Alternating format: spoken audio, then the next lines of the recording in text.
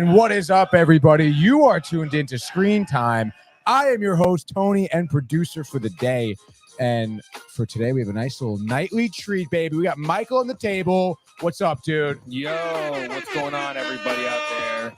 Thanks for being with us tonight. I know, dude. Very, I can't tell you the last time we did a nightly episode for Screen Time, dude. Yeah, it used to be the thing back in the day. I remember. I'm a day one.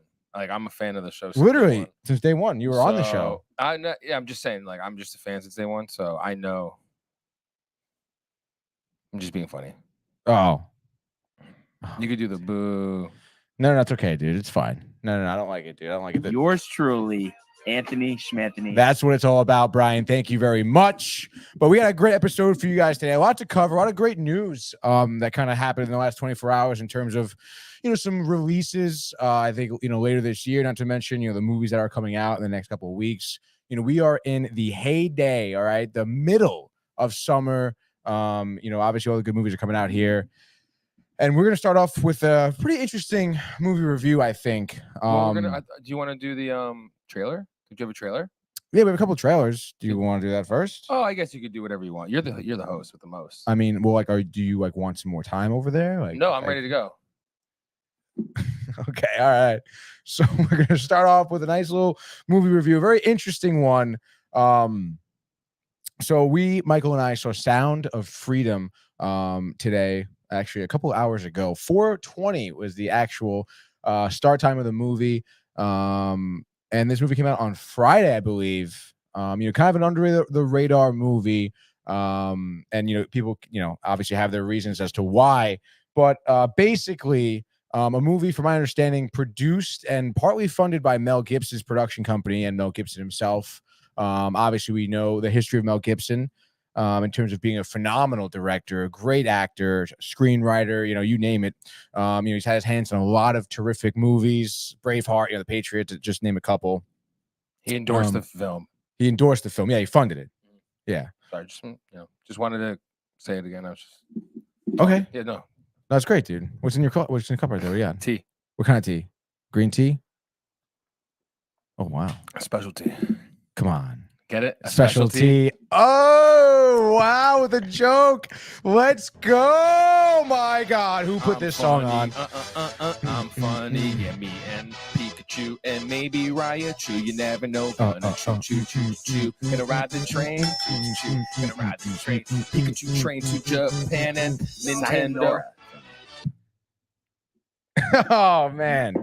Raichu is very underrated Pokemon. I'm just put that out there. Such right a now, great. dude, it's like almost like electric Charizard vibes. Yeah, the attitude. And it's tough because Ash obviously never wanted to, evolve his Pikachu, sentimental. So it's like rightfully so. I know. Like, rightfully dude, so. You could have gotten another. Just get a Raichu. I know, literally. Like, why not? Like, you're supposed to catch them all. But let's talk about Sound of Freedom here, which tackled a very real and prominent issue around the world, which is child sex trafficking. So it is a topical. Yeah, you go through the whole thing, and then we'll talk about it after together. Like, you go through the whole plot line. Yeah, I'm gonna be over here just listening like everybody else. Okay, dude, nice, love it.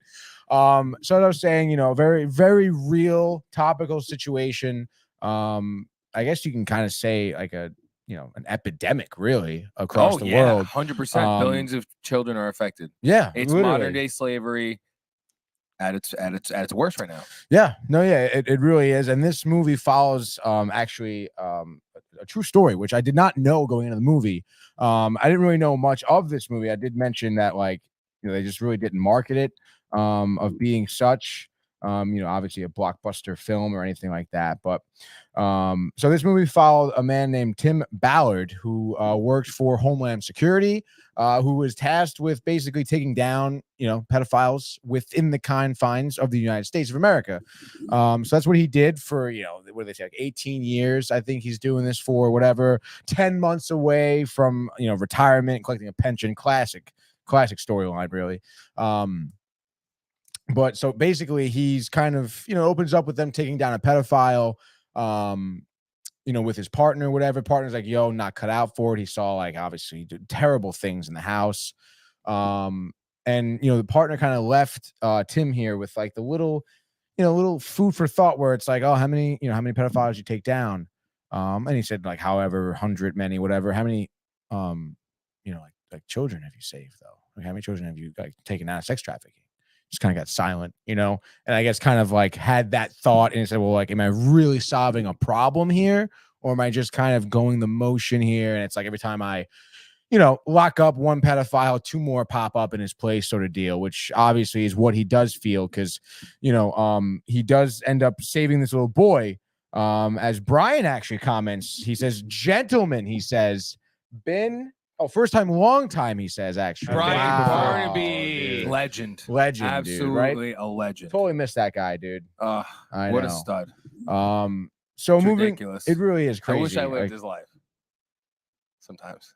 Just sometimes, like it's just so great, It is. Like if I were someone who was like a sports fanatic, I would try to like study Barnes. Yeah.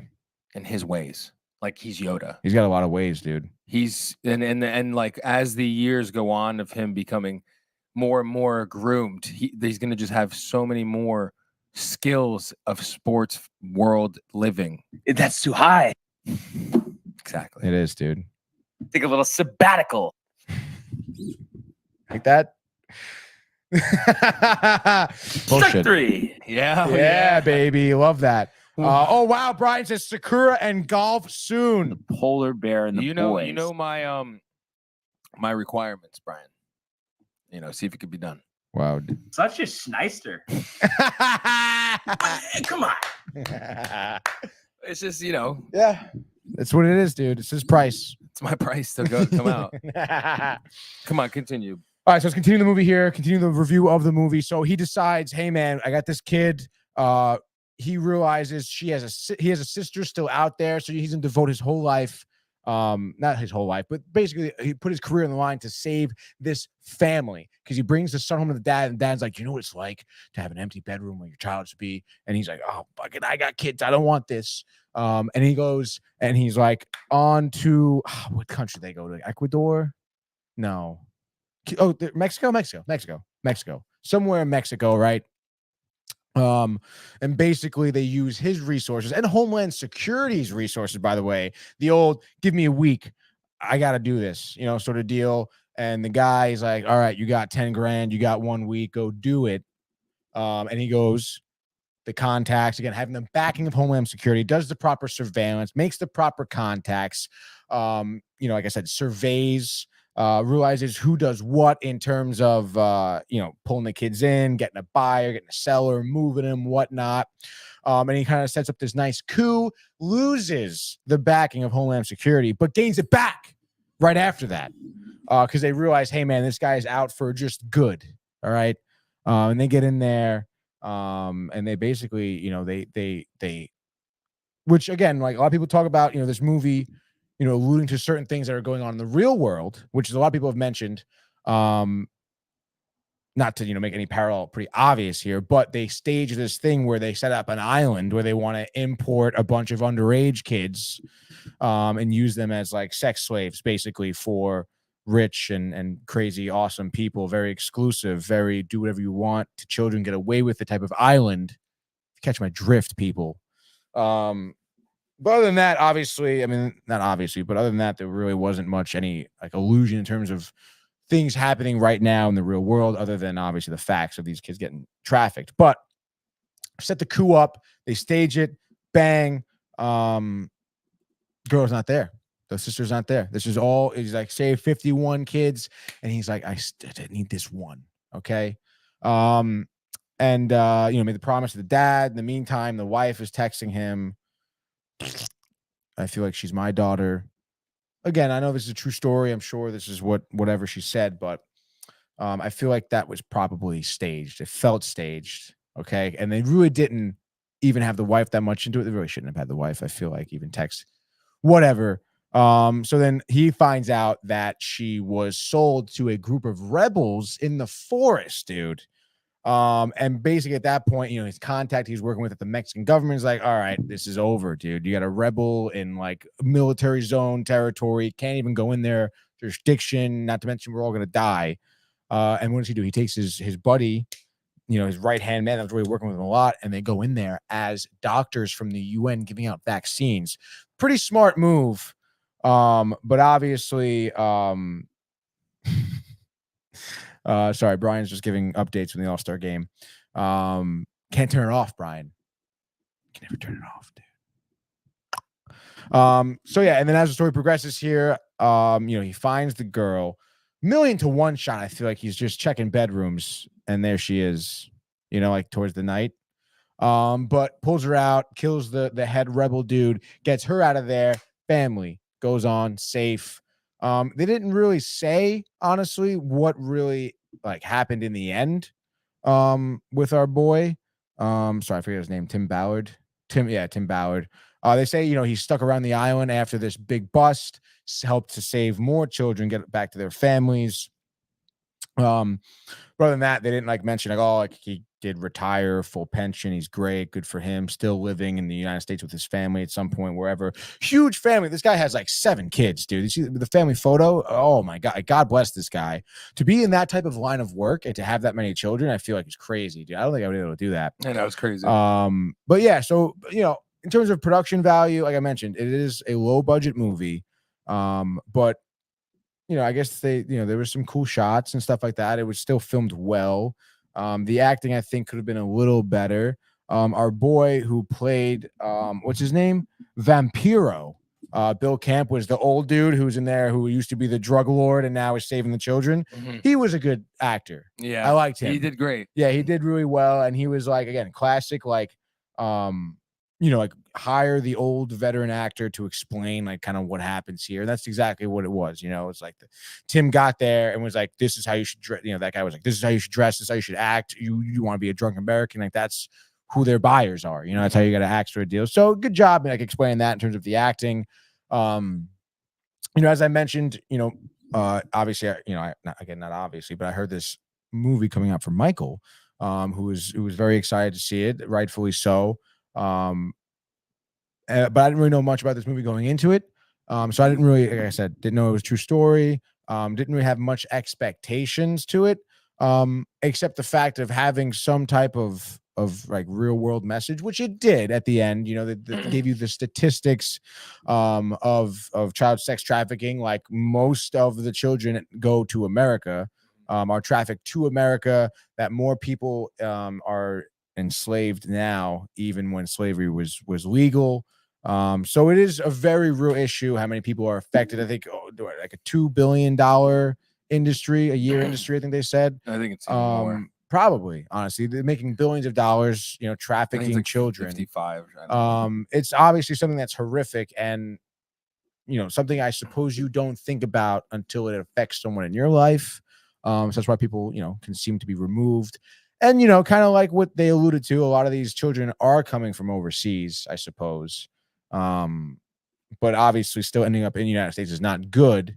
And I think, where the movie could have focused more on, I know it was a true story, right? But it would have been interesting to make a movie about more so the effect of these kids in the United States, as Mike and I kind of talked a little bit after the movie.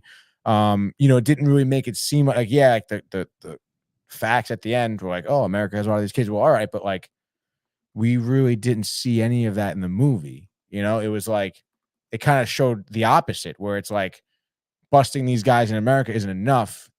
This guy went overseas, which is fine. This guy clearly saved a lot of children. But there's very interesting, you could imagine, theories in terms of what was left out, what they don't talk about, stuff like that.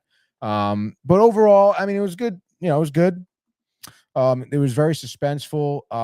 Definitely made me uncomfortable at points, for sure. I mean, it's a really tough subject, so it did invoke emotion out of me. Which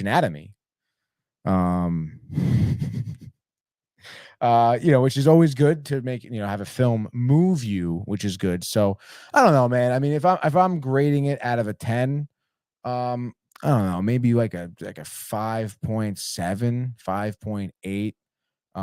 Again, there were things that were good, things that weren't good. Like the acting, some of the acting parts weren't really that good, but it's fine. But yeah, a couple comments you're gonna get to. Oh my goodness, Brian. He does say Tony doesn't seem too pumped about this movie, but I'm not like over the world about it. But he says 2 leaping catches at the wall to start the All-Star game. Garcia and a Rosarena. Who knew? He says Cole 1, 2, 3. First, Michael, give me something. He says. You could go to the last comment before. Do you think Cole goes out for second inning in the All-Star game? Yeah. Oh, okay. Just Yawake. Yeah. And then Lonnie, hashtag rep the company, baby. Disney shelved Sound of Freedom for 5 years, and somehow another studio wrestled away the movie. And who's the guy who acted in it? Your guy? Do you know his name? Who's in Jim Cavell or something. Jim Cavell? Something like that. His initials are JC, Jesus Christ. He was 33 when he started. It's like a big thing. When he started filming for Passion of the Christ, he was 33.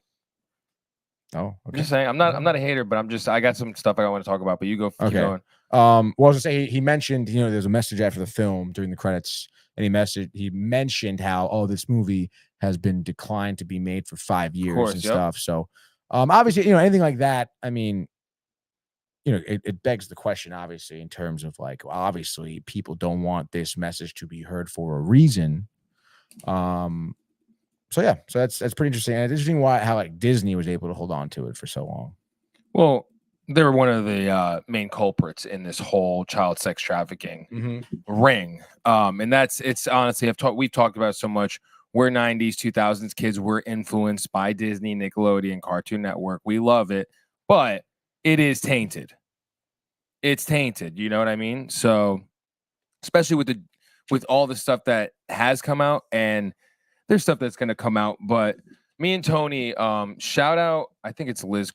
Now, of course, I'm Crocken. Liz Crocken. Hopefully, we said it right. Shout out her. She put us on to who's basically funding this, and it's pretty alarming who's funding this. Carlos Slim is the main funder of this at Liz Crocken, Crokin. He's the main funder of this film, and who is he? Well, the DEA says yes, Mexican billionaires linked to drug cartels. I mean, there's that, and I read into this article a little bit, and it's pretty insane because right off the rip, this is in 2015, folks, and it says Diego Enrique Osorno. He recently published a book on the world's allegedly richest people. Mexican businessman Carlos Slim, who in 2011 was linked to drug trafficking by a DEA agent. And if you go down a little bit, it says WikiLeaks recently revealed emails dated April 2011 that confirms that Slim is involved in drug trafficking. Also, the CSGI, Clinton Givestra, Sustainable Growth, nonprofit foundation, I guess you could say, he's linked to that. You know how the Clintons are. They're horrible. And then he invested, Tony, get this, $10 billion into the Dow Jones. And when you do that, you're an automatic member of the board of the Dow Jones. Yeah. American stock exchange over there, which just is kind of alarming. You know what I mean? And this guy is the main, and that's what I try to always think when it comes to this stuff. We talk about it all the time. The people that are in charge, they're smart people. People try to act like they're stupid, but I could just easily see this being another Black Lives Matter propaganda. They're on to the real truth. Let's throw this in here. Donate to the movie. This is how you help. Free Willy. Free Willy. You remember how that ended? Yeah. Think about that. Kind of seems like the same thing, but for children, which is even more messed up because, we'll get into it. I'd rather them make a fake movie as well, Tony, loosely based off of true events, right? Because we can't get until they come out with information of I believe this. We need to know about the adrenochrome, okay? We need to know about that. I want people to see them, what they really do, these people, these traffickers. These guys, Cavill, he's in interviews with the guy, Timothy, whatever, you know, and, you know, they're making the movie. It's great. But like, they're talking about it in interviews, the adrenochrome and this, and what they're the harvesting of organs and all this stuff, and how a barrel of organs is $77,000, and a barrel of oil, bro, is $77. What? Think about that. And, you know, not for nothing, I think people are going to be coming out of a movie theater kind of going to like Congress type stuff if they're walking out seeing a film about elite Hollywood politicians engaging in parties where they're child trafficking. Marina Abramovich, look her up. She's a witch. That woman's a witch. She does mystical, spiritual, black magic. And, you know, they don't even talk about, you know, United States is a huge problem. But it's crazy that Ukraine is the number one sex trafficking country. And we're at war we're donating billions to this country. It just all kind of comes together. And I don't know. It's a little tough. It's a little tough because it's like you're so excited. It's almost like Avatar: Last Airbender, M. Night Shyamalan. You know, you're like you're seeing the trailer. I'm seeing the reviews. I'm seeing people. You have to go see this movie. Yeah, it's so crazy. Oh, but what? What? That's like G-rated. That movie. That movie was G-rated. We need people to know the truth. What is adrenochrome? I'll pull it up right now. What is adrenochrome? A naturally occurring chemical found during the oxidation of, and I'm botching this, folks. Sorry. Epinephrine. It's specifically with children. I forgot what movie it is, Tony. There's a fictional movie that came out about rich people hunting humans on an island. You ever seen it? Epinephrine. Yes. No, yeah, I do know what you're talking about. You remember that, right? In your head somehow? Yeah. Bro, that's what they freaking do. That's what they need to make a movie about, and then show them when they capture. And I'm sorry, this is raunchy, I know. And we're the media for this. This is what we're here for. We want to seek the truth and put it out there. And that's what we're here for. You know, we're not here for anything else. I don't care who is evil. I just want to point out the evil people in the world, basically. And I just think it's a little shady that the biggest funder of this film is this dude who's linked to all these people. And I don't know. It could just be a Free Willy, donate here. Here we go. Oh, don't worry, we're taking care of it. Look what's happening. And they're just showing you stage clips of them busting, you know, a home. Don't worry, everything's fine. We eliminated 80 billion drug traffic. We saved 80 billion kids this year, actually. All gone because of the movie. They didn't even show anything.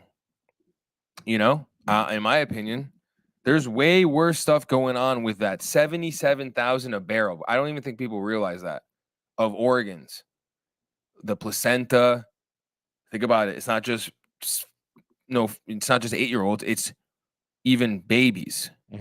So people need to get, they know if they showed that stuff, bro, people would get mad. And they don't want people to get mad. They want people to just, it's like, what is the analogy with the frog? When you steam it slowly, instead of putting a frog in a hot boiling water, they're going to jump right out. Yeah. But if you got to slowly roast them, they're just chilling. And then they're dead. It's the same kind of, they're just numbing us almost. And with this whole movement of everything, with the mutilation of children's genitals, they're, in my opinion, and this is aiding it, making pedophilia okay, just like they said in the movie. You know, if they really wanted to go crazy, they should have went in. Right. They could have. There's wicked stories. Yeah, I don't know. It was just confusing to me because, like you were saying, it was like people were saying like, go see this movie. Like even you were like, oh, like Tony, I think this is gonna like really hit you. Yeah. And then like it didn't because like it was a story about this guy, dude. It was a story about the guy and the kid. and obviously the kid getting tried, like mainly the brother and sister. It wasn't really like. And I don't know, it just seemed a little bit too happy-go-lucky too. Like all the kids got saved and da da da, and I get that, but like that's not reality. Right. And I mean, like, obviously, it's a tough subject. Oh yeah. To kind of get through. But I mean, like, yeah, I didn't really feel the gravity of the situation that much. A couple scenes quick though. It's like, obviously I know what's going down. It's interesting, dude. Lonnie, by the way, says Sandra Bullock was on Ellen saying her beauty secret is Korean babies and hot dog skins. Was on Ellen. Yeah, no, I've seen that.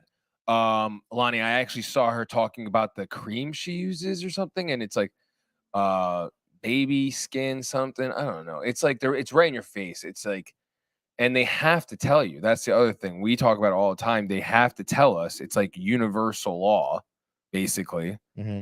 And they do it through movies and television, and it's like hoo hoo ha ha, until it's real. Mm-hmm. And then we're all like, what? But we just need more people to actually come out and speak the truth. You know what I mean? And back it up with facts, I guess you could say. You know what I mean? Yeah. Like have proof.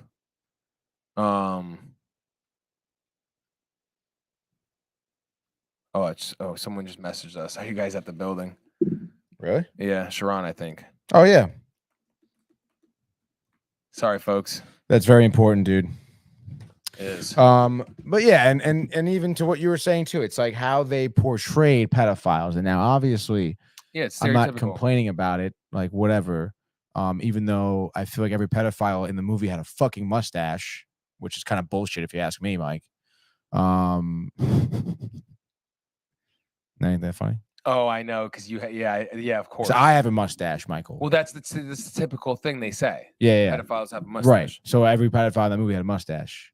Seems kind of odd. Not the geeky, like chubby dude. Did he? Yeah, he did. He did. It was like light. It was buzz. a little thin, pencil stash, dude. Bullshit.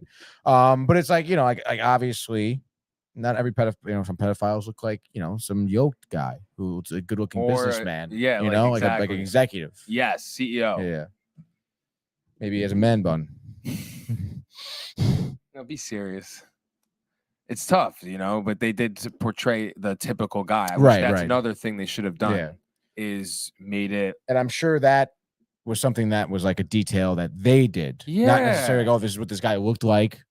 100%, dude. Could be possible either way, whatever. But, it's whatever. And the movie, I don't know, dude. Like you were saying, it's like this all this hoorah for nothing, really. Yeah. It really is tough. I expected more. Yeah. No, you really do. I'm pretty sure Mel's doing a sequel to Passion of the Christ. Right. It's the return. It's Revelation. Mm-hmm. And that will be epic. Right.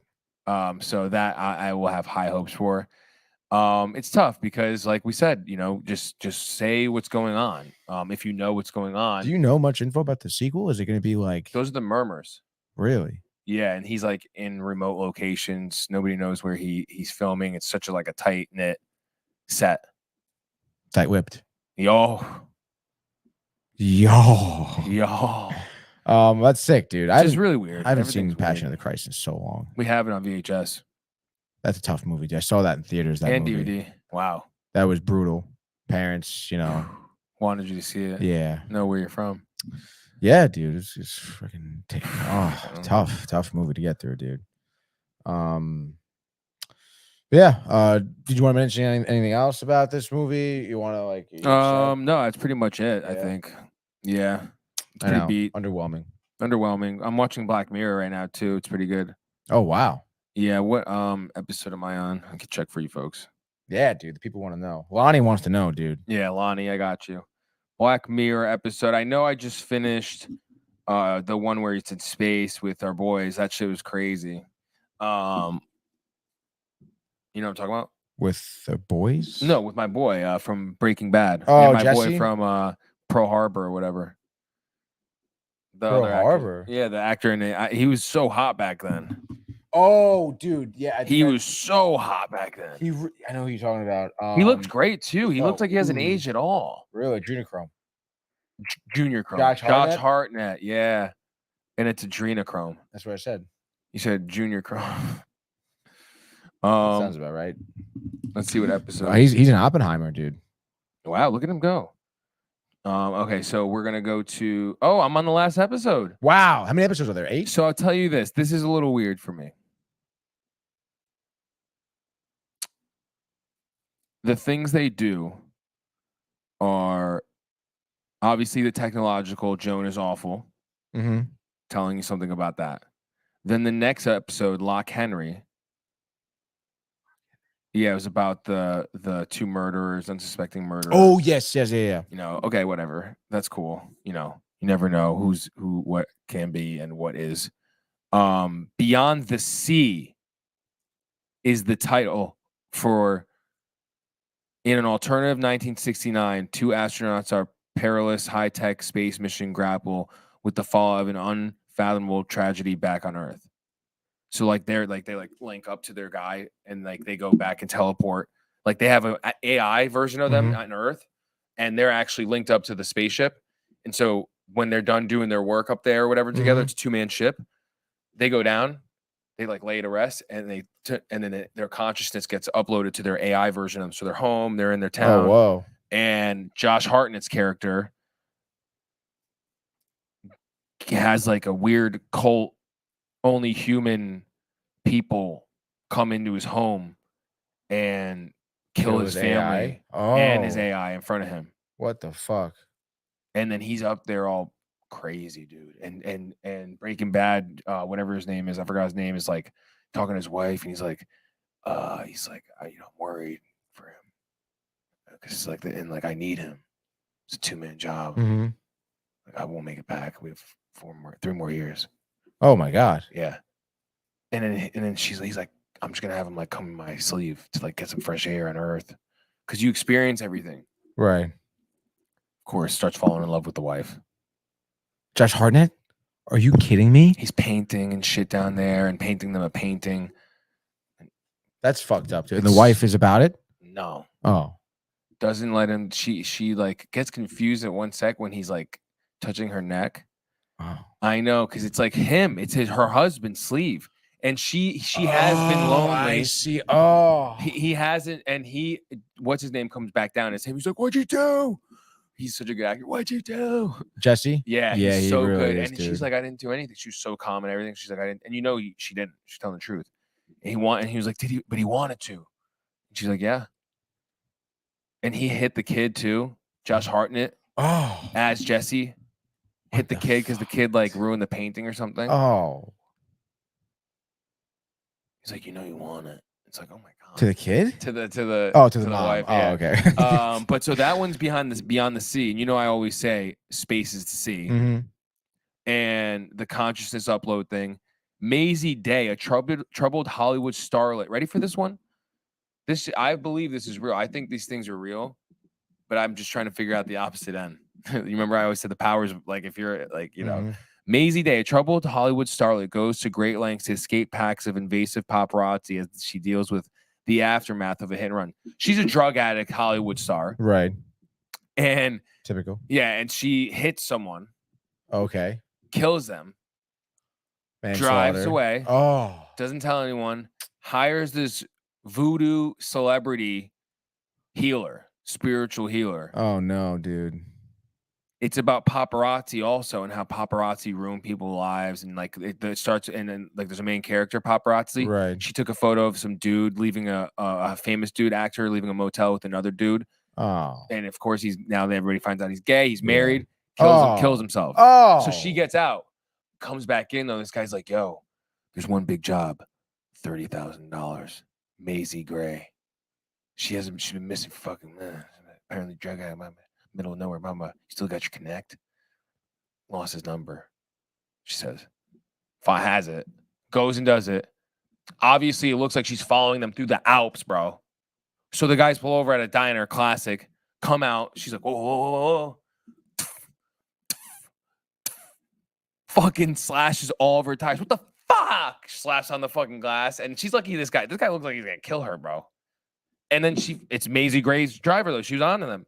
Calls the guy who's like, he comes on his bike. So they go. Another paparazzi dude puts a tracker on his motorcycle. So he's being tracked. Dude, and so there's like 4 paparazzis there at this enclosed in the middle of nowhere rehabilitation center. And they find like they sneak onto the campus, and they rented out the whole place. All the staff's gone, everybody's gone. It's just Maisie Gray. And they walk up to the freaking room where she's in, and they peek through the window, and she's like, and it cuts to her, and she's like, she's like breathing, she's like detoxing and stuff, and she's chained up, shackled. I shouldn't say shackled up on the bed to the floor though. Also, like she's shackled up to the floor, but she's on the bed. Yeah, and they get in. They're like, because the paparazzi woman's having a moment again. I can't do this type of moment. I got to save her. Instead of letting like me taking a photo, making money, kills herself. Breaks the chains off, dude. All of a sudden, she's turning into a freaking werewolf. Really? Werewolf, bro. Full on. Full moon, the whole 9, eats them. They go to the diner, the local diner. And then she gets in there. She's eating all them. And then she jumps and lunges because she kills the cop. The cop kicks the gun. The woman, the paparazzi woman, the thing and shoots it right there.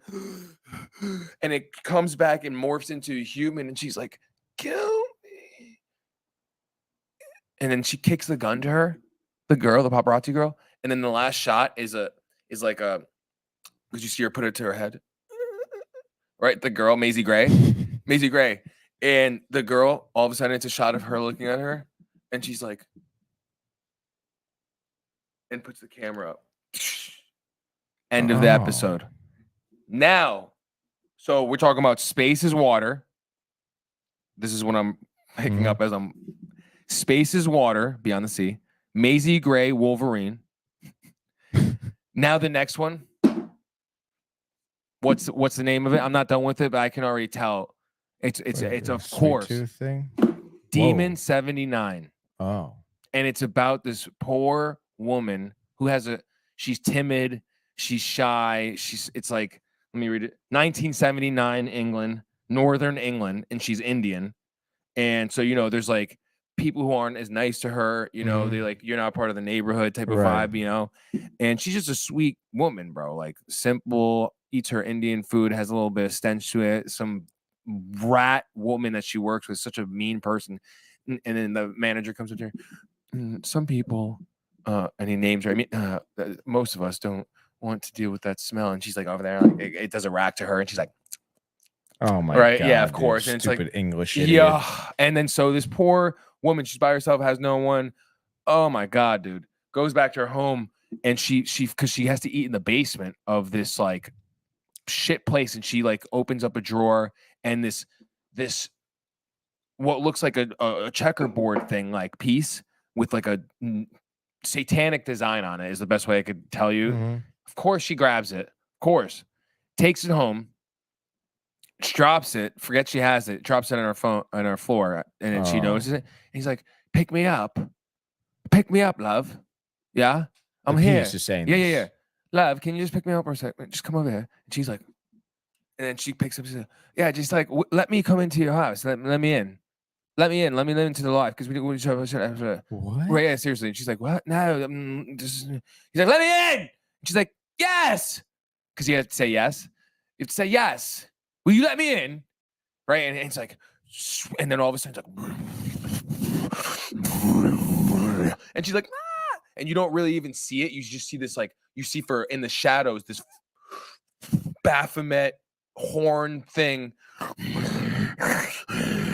And it's just a shadowy figure. You don't get to see. You see a little enough to be like, holy, and then a wide shot of it dark, and she's like in the corner, and then it's a tight. He's like, oh, I guess my demon figure is a little scary for you. Let me see what's better. And then he's like, and it's like some normal looking human now, and he's like, from going through your mind, this is what you're into. So now Oh. she's like, nah, she's still free. She's like, I'm dreaming. He's like, Freaking listen, out. now Yeah. that you did this, now, love, you gotta kill 3 people, love, in order to save the world. And if you don't, we're gonna go into an apocalypse.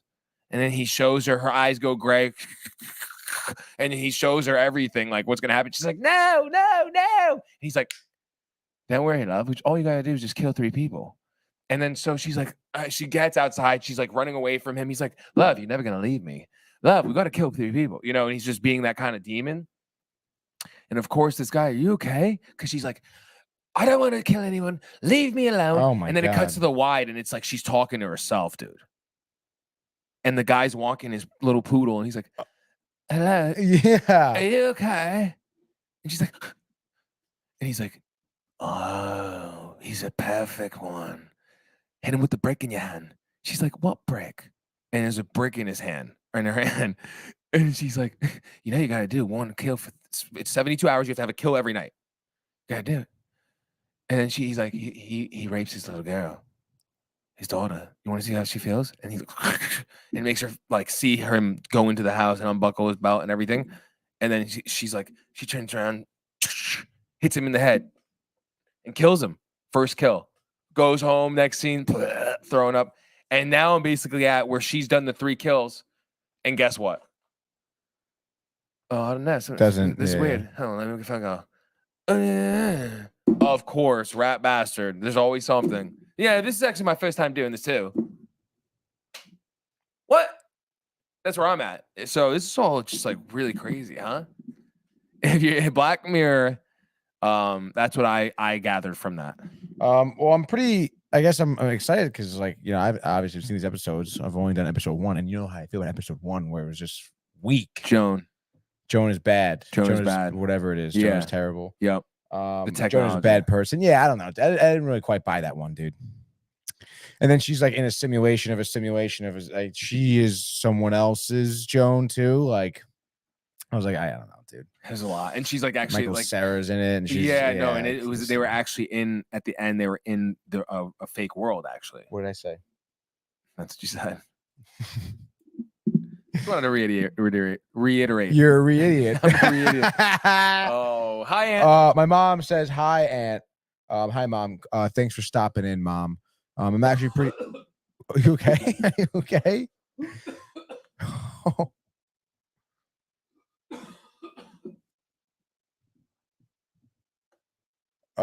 Thanks for stopping in, Mom. I'm pretty excited about what we're showing next. It's gonna be great. But let's get right into what we got up next. Are you okay? Do you need help? Whoa. My mother just got home from work. Mom, how was work? Let me know. What are you heating up for dinner is what I would more like to know, Mom. Because I'm starving. So I got you, Michael. You're open up again. Wrong pipe. I'm sorry, it's tough. And I didn't want to spit out. I was close. That could have been all over the gimbal, the Nintendos, oh, thank God. It hurt so much. I'm sorry, to dude. keep it in. I'm glad you did, though. Well, me too. It's better now. That's been happening to you a lot today. I feel it happened in the car, I think, too. Wrong pipe. Wrong pipe, dude. Focus. Yeah, you gotta just stop breathing so much while you're trying to drink something. Don't talk. Yeah. Yeah, I think I breathed too early there. Yeah. Oh, that's tough, dude. But let's move on.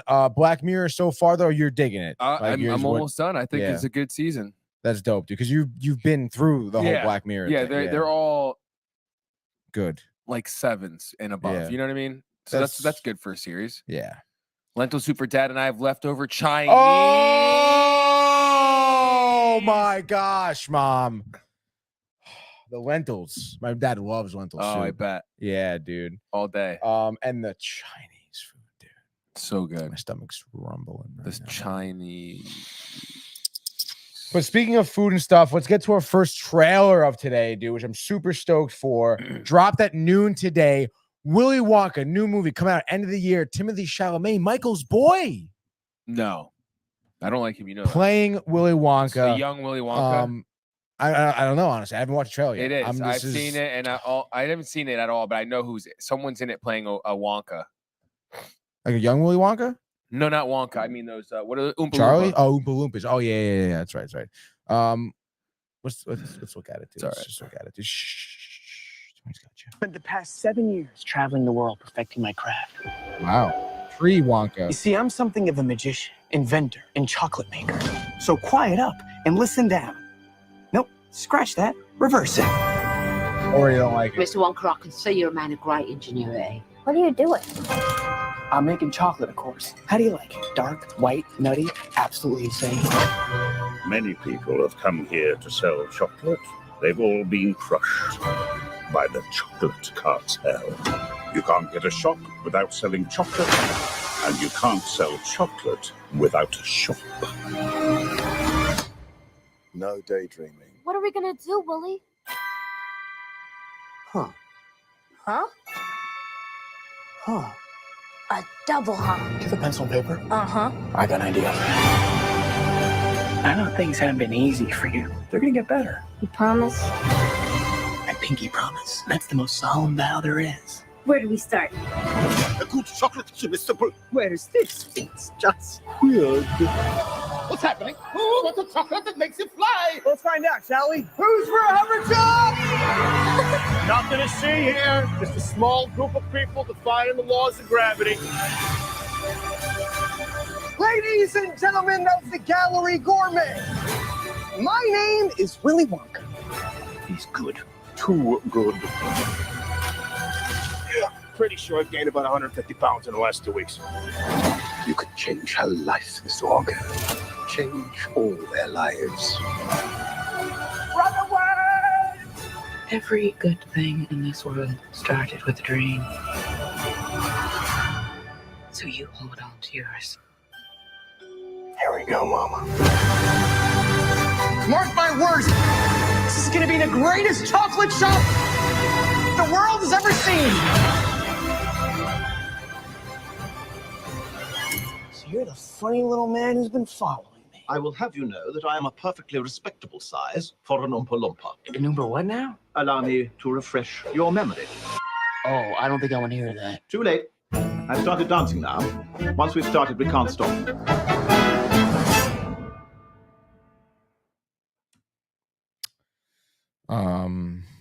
Hugh Grant is the Oompa Loompa. Mickey Blue Eyes.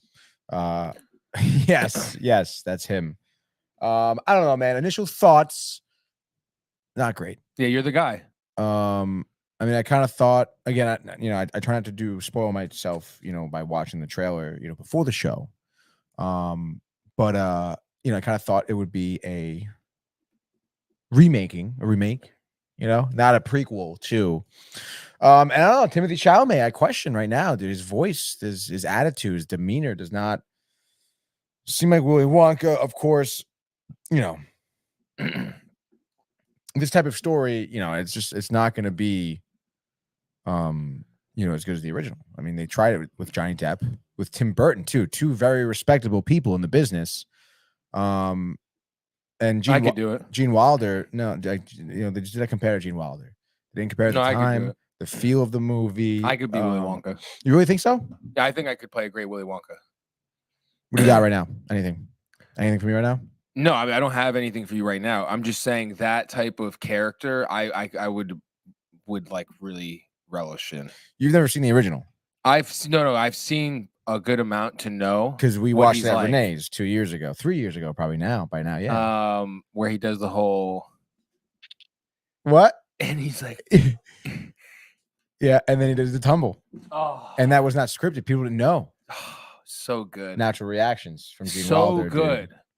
So good. That's like what you need as a human. It really is, dude. You can't just like Jim Carrey maybe type stuff. Yeah. But it's too late for him. Oh, actually, never mind. He was older. Can never recreate the original. Yeah, that's true. You can't, but last one sucked. Why do they keep making Willy Wonka? I know they gotta do it with I just don't get why they don't get people who actually would be good for it. Like, it doesn't have to be a big name. Do you know what I'm saying? It doesn't have to be, and it would be better if you didn't.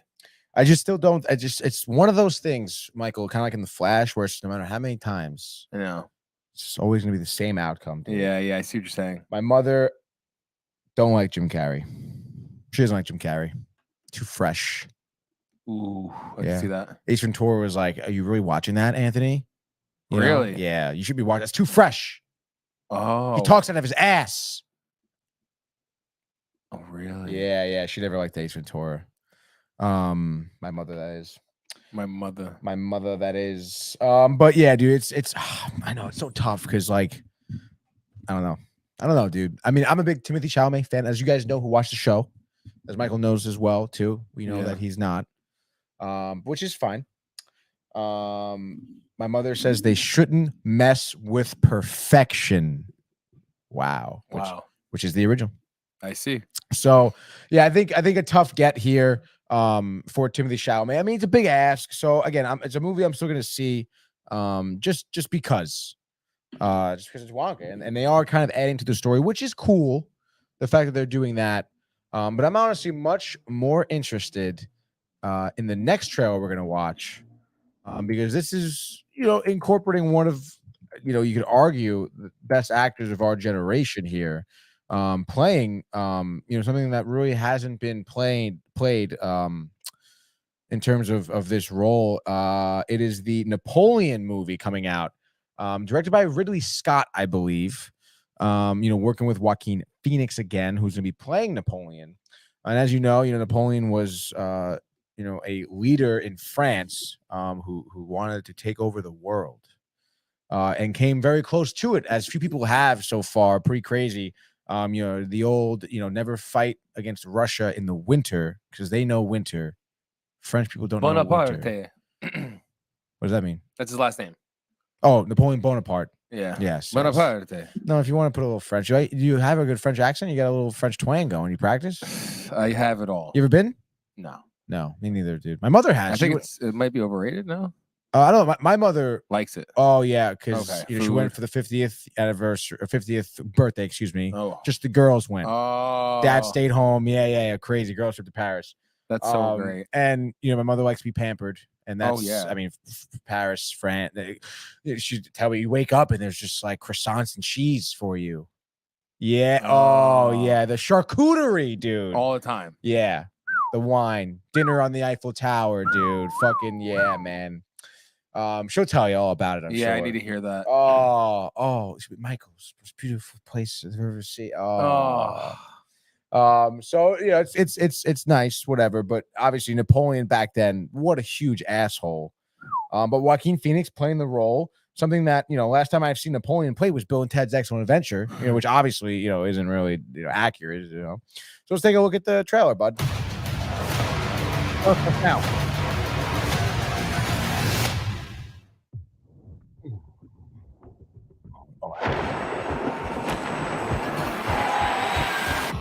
No doubt you'll send the chaos in the streets.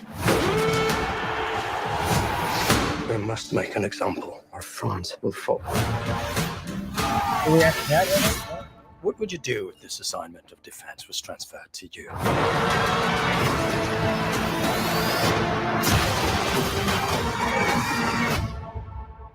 I promise you brilliant successes. Louis Scott. Everyone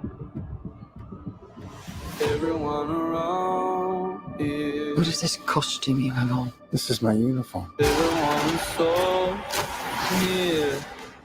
I led the French victory at Toulon.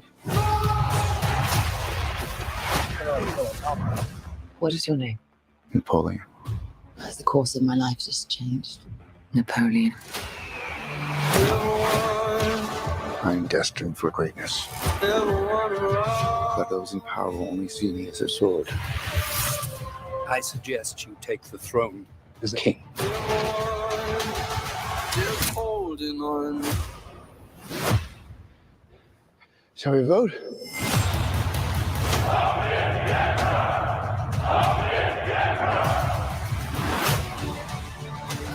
This vermin has held the world hostage with his egotism and his lack of simple good manners.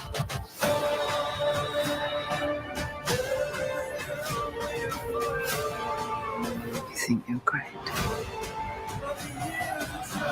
You are just a tiny little brute that is nothing without is uniting forces against me. What's the outcome of this if you don't succeed? Your Majesty, we are discovered. Good. Guys! It's a trap! I'm the first to admit when I make a mistake.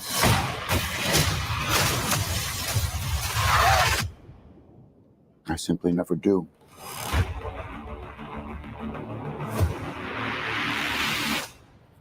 Thanksgiving. Classic Napoleon complex. Michael, I'm kind of surprised, honestly, how this movie is looking. Yeah. One thing that always bothers me with like movies like this, like when Tom Cruise did Valkyrie, there's definitely been others, but where it's a period movie about a true story, and like these guys, aren't from America, obviously. Like, where are the French accents? Am I wrong on that? Yeah, no, you're right. It's like if you're not gonna do it in French, then right, you gotta do that. Exactly. If you're not gonna do it in French, which obviously Joaquin Phoenix, whatever, you gotta like play the part. You know who showcased a phenomenal French accent in a movie? Cage? No. Who? Robert Pattinson in a movie called The King. It was a great movie. He played the Prince of France, and he killed it.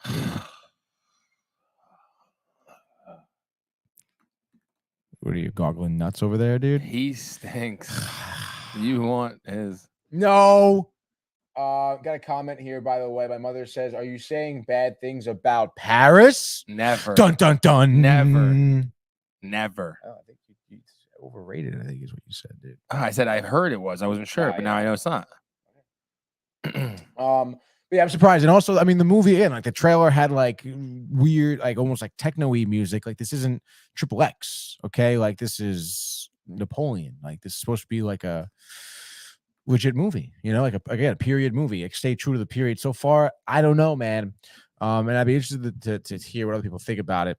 But yeah, I mean, that's my take. Again, another movie I still would go see. Ridley Scott obviously has made blockbusters. Joaquin Phoenix is one of my favorite actors. Again, kind of lost a little bit of like, come on, like normally he's the method actor. He's the guy who does the method acting, like gets into character. I don't know, man. Like he did the Joker, he did Her. What's the other movie with Philip Seymour Hoffman where it's like he's like the not the priest, the preacher, Johnny Cash.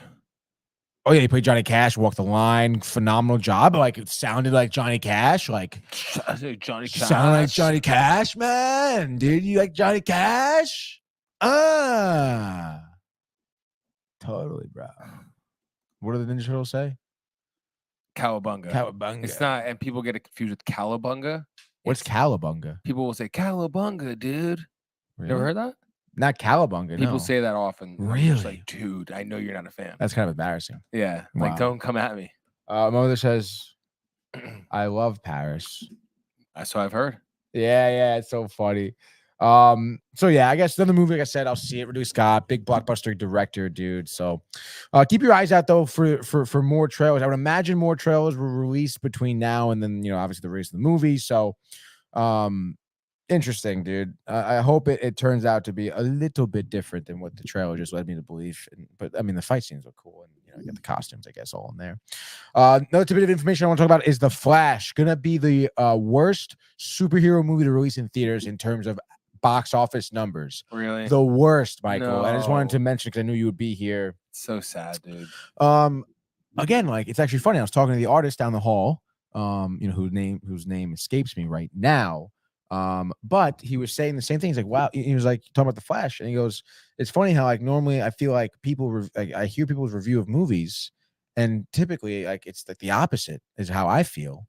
Because he's like, I like The Flash. He's like, they said The Flash, like they didn't like it. And I was like, wow. I was like, Rotten Tomatoes gave it a poor score. I'm like, I'm probably gonna like it, and I did. So we're not crazy, Mike. No, we're not. Which is nice. Yeah, thank God for that. So that was just a little piece of news I wanted to touch upon, and then the Watchlist Breakdown here now. This is where things can kind of get pretty crazy, dude. So go ahead. Let me just pop in my watch Wait, list. before you do watch list, what do you got? Oh, you want to do these quick? Let's breeze through them. So first, the first batch we just got from Eco Evolution, a little bit of Steppenwolf, love that cassette, yes, Magic Carpet Ride. We've got On side one, Magic Carp Ride, Suki Suki, tighten up your wig, fasten the speed of life. Suki Suki. Side two, Born to be Wild, Hoochie Coochie, man. Barry rides again. Don't step on the grass, Sam. Really? Yeah. Don't step on the grass, Sam. There's goose shit on the grass. So this is actually also classic. I can't believe we didn't have this, but I feel like we do, but just in case we didn't, but I've seen it. Jungle Boogie. We just saw it last night at the never mind.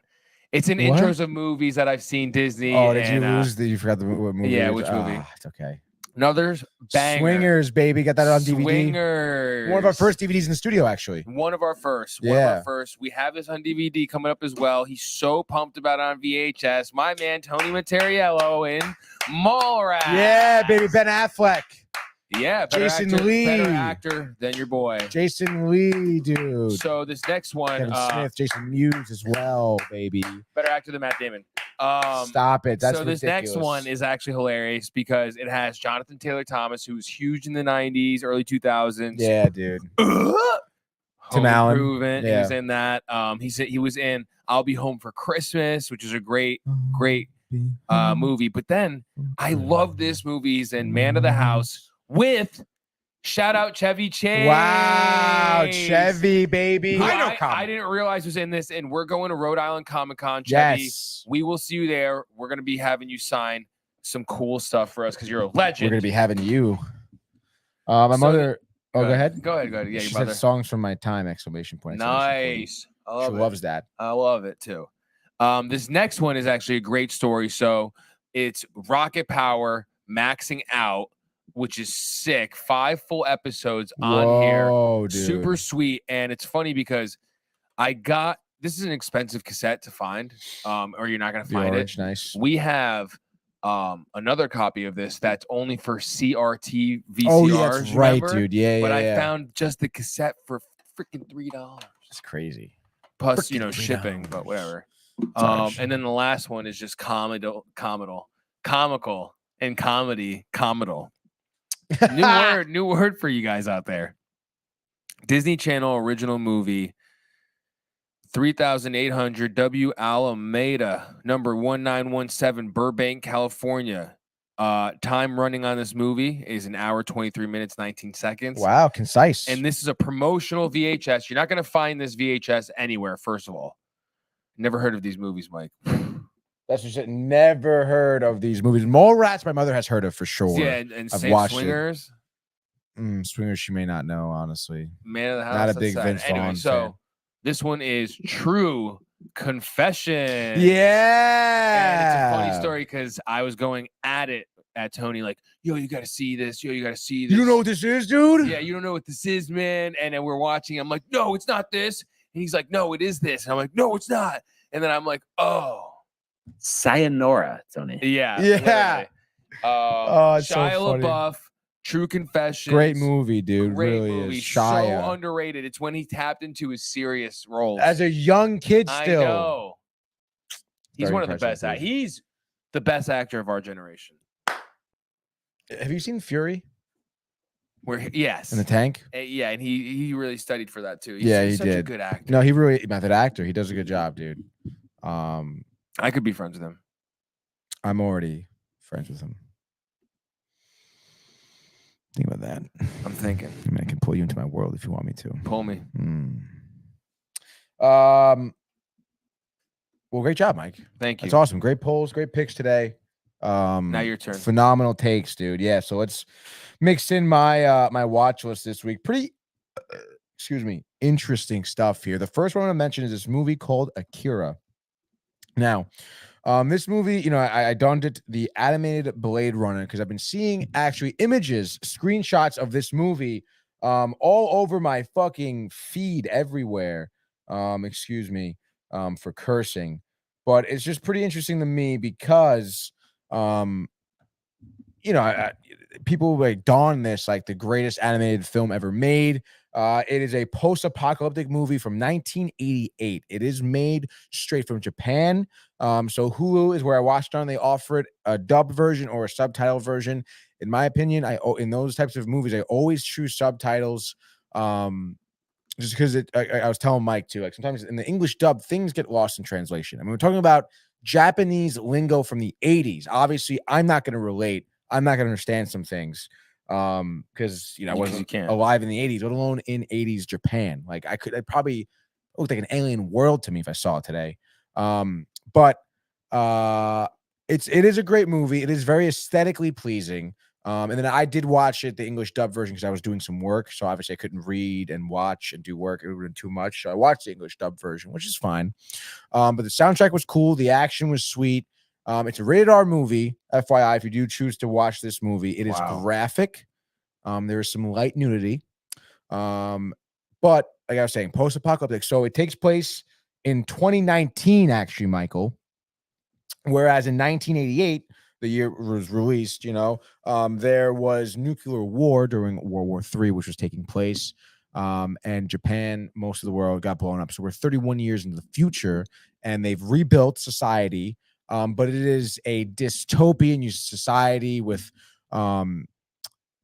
certain, like, obviously, like, agencies involved, like totalitarianism, stuff like that. And there's these, like, I guess, like, people with powers, right? Basically. And they have the ability to, like, manipulate life and matter and see the future. And the government has been using them to benefit themselves and to keep people oppressed.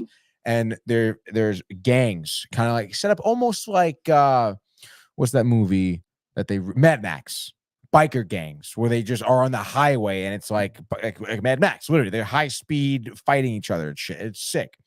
Akira is like one of these original kids with these powers that was like lost years ago, that they kind of alluded to the fact that the whole nuclear war was because of him. Like he kind of caused it because of his dangerous powers. And this biker gang, it follows, you see the guy in the red bike there in the watch list. One of his buddies is captured and realizes he has these powers, and the government uses them to his benefit, but then he kind of breaks free. The powers take him over, and they're kind of fighting him. So very crazy, like sci-fi fantasy, Mad Max meets the 80s anime, dude. Is it the best animated movie I've ever seen? I don't think so. I mean, watching Final Fantasy movie back in the day, Spirited Away is really good too. But again, it's a really cool movie. There's action, there's gore. People get fucking like bullet to the face, explosion, eyes hanging out, like crazy violence. And the fact that, it has like a vintage, animation look to it because it's made in the 80s. So it's a really cool movie. I would recommend it, obviously. And yeah, take it or leave it, dude. Watch the English dub version, watch the subtitle version. It's on Hulu. Just fucking watch it, dude. It's out there. If you have Hulu, you can watch it. Love it. Next up, this is a movie we watched in the studio. Joe Dirt, baby. Joe Dirt, 2001. David Spade. Jamie Presley is in it. We got that comedian who runs the radio show. I forget his name right now. But a great movie. Happy Madison Productions here. Like I said, 2001, David Spade. He plays... Try and follow me on this one, by the way. A kid who was born to a family that really shit-kicking Southern people didn't give a shit about the kid, obviously. Named him Joe Dirt instead of their actual last name. Joe Dirt, was born without the top of his skull. Parents couldn't pay the medical bill, so they just threw a wig on him. That is a mullet wig, mind you. And then as he grows, his skin grows over into the wig, keeping it permanently on his head now. Can't get rid of the mullet. Can't change it. Can't get rid of it. And then when he's 8 years old, his parents lose him at the Grand Canyon. He's on his own from 8 years old. Fucking story ensues. It starts out with him, works a janitor at some LA radio studio, right? Falls into the studio show. They're like, hey, man, let's talk to you. I got 4 hours, whatever. What's your story? And it all unfolds there. You can imagine how ridiculous it gets, basically, by just telling you how his childhood was. Hilarious movie. I mean, it is absolutely ridiculous. Kid Rock is in it. Plays, your classic Southern boy, dude. America. And it's about his travels, runs, again, kind of like takes a more comedic Forrest Gump type of feel because it follows real life events like Buffalo Bob, who's a real life serial killer, obviously. he encounters him and shit like that. It's hilarious stuff, dude. My mother says Joe Dirt is great. She also says, Dad says, how about Vanishing Point if you want to kill some time? My dad's obsessed with this movie, Vanishing Point. He has it on DVD. I've never seen it, but he likes it. I think it's kind of crazy. So think about that, dude. But Joe Dirt, great movie, hilarious. Like it's classic 2000s comedy too. It's like a little raunchy, but it's just all good fun and hilarious. And it's David Spade at his best. It really is, dude. Final thing I watched this past weekend, Ink Master. Michael, you familiar with Ink Master? I actually know an Ink Master. I interviewed a judge. Wait, are you serious? Yeah. Who? Joe. Something. Newsmith? No. Hold on, I got you.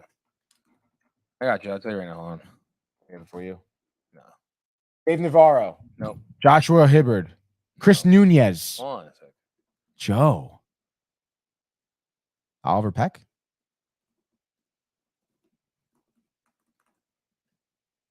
Uh-oh. People are starting to Joe Capobianco. Joe Capobianco. Capobianco.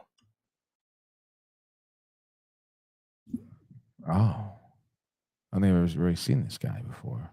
Oh, no, I've seen this guy. Oh, wow. Yeah, I've interviewed him. How'd you interview him? Downtime, baby. No shit, for what? We did an event early on at it was like an event with all type of liquor distributors. Oh, I love that. And just drinking all types of liquors, all types. And he was there, Joe Capobianco. He's at a studio in New Haven, and we actually went. It's dope. It's in New Haven. That's sick, dude. Yeah. And you interviewed him, like, personally. Yeah. It's sick. What was he like? Was he cool? Yeah. I think I can get it out. Let me see. I think I took it down. It's on our unlisted. Oh, unlisted. That's fine. Let me see if it is or isn't. That's dope. That's a good interview, dude. Is he from Connecticut? I don't know. He's Sounds in New like it, Haven, dude. though. All right. Not much comes up about him, dude. I know. He's not that big. Like not even Wikipedia, dude. Latest news.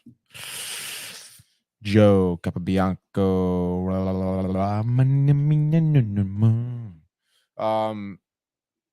Yeah, that's it for me for Joe Capobianco. Yeah, that's it for me too. How about Joe Capobianco, who played second base, third base, left field in college? Wow, York College, Pennsylvania. No way, that's good. No way, that's him.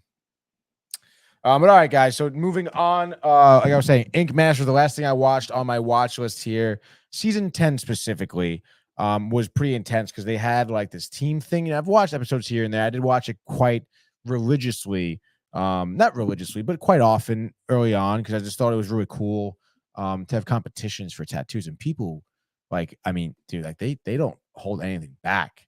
Oh my God, Mom. What the fuck? Oh man. She just said Connecticut sucks. I know. Like just outright. Connecticut sucks. Jeez. How do you feel about that? I disagree. I just disagree. She doesn't know the beautiful parts of it. It's all right. We'll show her. Yeah, no, we will when she decides to visit my mother. Yeah. So yeah, dude, it gets really, again, like, you know, I've kind of been watching some of these reality shows, if you notice my watch list, between the barbecue competition, the candy one, bar rescue too. So obviously I find these to be entertaining, especially like to watch them on a streaming platform when there isn't like a commercial break. Yeah. Like it makes it go so much better. Yeah, so much It faster. really does, dude. It really, yeah. So you can just like rip through episodes, dude. Yeah. And again, I think it's so entertaining. I mean, first of all, it's such a crazy concept because people come into this show, like the canvases, and they get fucking tattooed. And sometimes these people, these competitors, like totally botch their tattoos and they hate them. It's tough. Or it's like there's always some guy or woman who wants to get a tattoo on their rib cage, and then they can't handle the pain. So like the competitor is out because of that, because their canvas just fucked it up. Like their canvas is a bitch. It's tough. Yeah, dude. And then this season they put them into teams and they had to work on somebody. Like they had this guy who had to draw unicorns, a unicorn, Michael, in black and white, like no color, all shading. Oh, so it's God. like I know I've never got a tattoo, so I Yeah. don't know what it's like. Yeah. But they show them shade in black and white, and they're like, there's some parts where they're just like with the fucking like just like shading as if like with a fucking like on the skin. like and you're just like, oh, dude, like how does that feel good? Oh my god. Oh, and then not for nothing, some of these like black tattoos, like colorless tattoos, look like a blob of black from far away. I'm like, it looks like shit. Yeah. I want that on my body. No. So it's just great as someone with no tattoos watching this show, Yes. because it reaffirms me not to get tattoos because they look shitty. And then on top of it, even the ones I think look good, the judges, being like tattoo perfection artists, are like, this tattoo sucks. I can see these lines are wrong and all that. I'm like, wow, dude, like they probably find things wrong with like tattoos on everyone. Like, and I'm like, wow, that sucks, dude. I get it. It's like, if you think it's cool, that's good, I guess. But it's like in my head, I'm like, well, this may look bad. Yeah, 100%. Easily, dude. And again, putting in the team, like imagine like getting a tattoo from 3 different people over the course of 6 hours. Like it's like the team competition is crazy, and they just like that. The guy Dave Navarro is always like fighting people in the show, dude. I feel he's always like, you're a fucking pussy, like you fucking suck. You're a hack artist. You're not gonna make it, dude. Why are you here? Like that, like coming at people. It's like, ooh, you love that. Oh yeah, the drama, dude. It's so entertaining. And of course, the show is shot well. I do have, I think, a lot of respect for the production of these shows, because they're filming for hours, bro, and it's all editing. Some poor schmo is at a desk editing this shit together.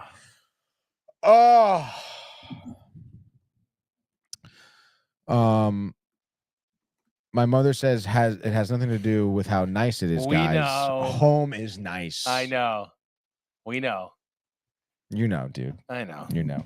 That's my watch list. Go check it out. Ink Master. I watched it on television because the FX shows it, but it's on Netflix, I believe, too. And again, streaming service, just rip through it. So much entertainment, dude. If you're like, just cleaning the house on Sunday afternoon, that's like the best for it, dude. The best, dude. So that's basically it for my watch list, dude. And I think that's really it for the episode. Unless you got anything else on the way out, Mikey. That's it, dude. Right? Nice hour. Good for us. Great hour, approaching the 79th minute we're gonna be in soon. So I appreciate everyone kind of tuning in here. The late night screen time too. I'm happy we did late night. My mom caught it after work. She's very happy. Eating the Chinese food, mom. Yeah. Chinese food. Oh, it sounds so good right now. But I want to thank everyone for tuning in here. Comment, like, subscribe, Downtown TV on all platforms. We're even on Threads now. So check us out there. YouTube specifically, sub. I think we're gotta be less than 500 hours away from monetized now at this point. Oh yeah. So let me check. It's been a while. It's definitely like 35 and change or 34 and change. I'll check it out. Check it out. I'm gonna do a YouTube studio. Dude, just hold on, dude. I'm not a guru like me, baby. Oh, guess where we're at? 35 and change. 3,497. Oh, approaching the 3,500 mark, dude. We're gonna get so there. crazy. Wow, I'm so excited. Obviously, literally every second of you guys watching our channel counts, and really appreciate it all. So please continue to do so. And if you have any, comments or discussions or concerns about our content, feel free to DM us, email downtowntvnetwork@gmail.com. Comment on our shows, comment on our posts on social media. Let us know what you think. We can improve, we can be better. Constantly working at our content, dude, at our craft, dude. As Chris Collinsworth says, we would like to be the master of our craft. So so we'll see you back here for screen time on Friday with the whole crew in the house. I said the whole crew in the house. That's Jay, Manny, Mike in the house. Nice, dude. In the house. Yeah, baby. I like that little Tribe Called Quest. Yeah, that could be like a dope song. Yeah, well, it kind of is. Like Tribe Called Quest did kind of do that. Rashid in the house. For Friday for screen. You see me and Brian on Sports World tomorrow, 10 a.m. Possible calling by Mike from Fairfield. So be on the lookout for that as well. But enjoy the rest of your night, guys. Get some sleep. Watch some full. What? Wow, dude. Tongue twisted, teeth in the lips. Watch some fun movies and television shows until Friday. Come in, tell us what you watched. We'll talk about it. Odds are one of us has watched it. If not, Jay has. So we'll see you guys on Friday. Myself tomorrow. Enjoy your night. Peace. Peace. Out. Hey guys, Tony here from Downtime TV checking in. I want to thank all our fans out there who's been liking, subscribing, sharing our content. You guys are the best. You guys are our bloodline. You make us love what we do. Thanks again.